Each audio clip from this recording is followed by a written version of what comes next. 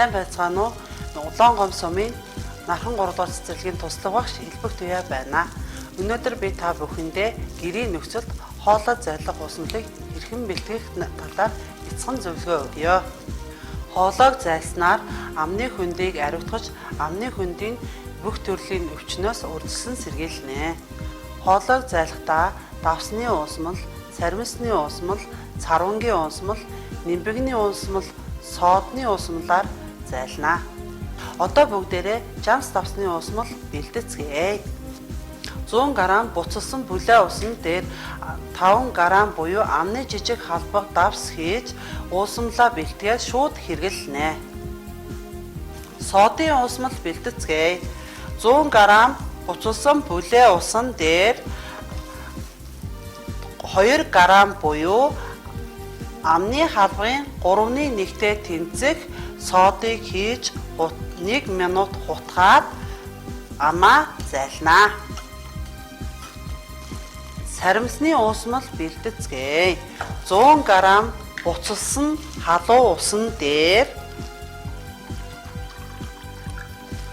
1 хумс саримсыг жижиглэн хэрчээд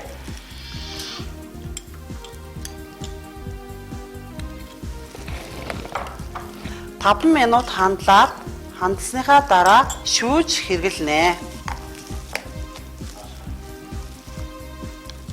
Нимбэгний уусмал бэлтгэхдээ 100 г буцалсан халуун усан дээр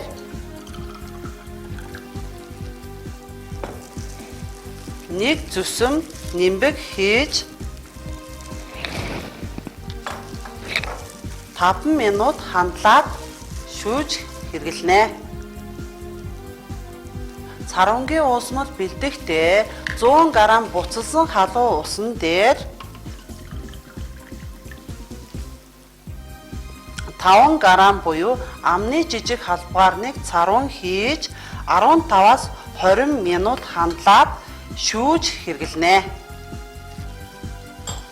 Амны хөндийг зайлахдаа дараах дараалалаар зайлнаа. Эхлээд баруун зүүн завжаа ээлжлэн 4-5 удаагийн давтамжтай зайлнаа. Дараа нь амны хөндийг бүхэлд нь 4-5 удаагийн давтамжтай зайлнаа. Дараа нь хоолойгоо зайлнаа. Гэрийн нөхцөлд гарын доорх материал ашиглан дараах усмалуудыг хийж хоолойгоо зайлж дархлаагаа дэмжээрэй.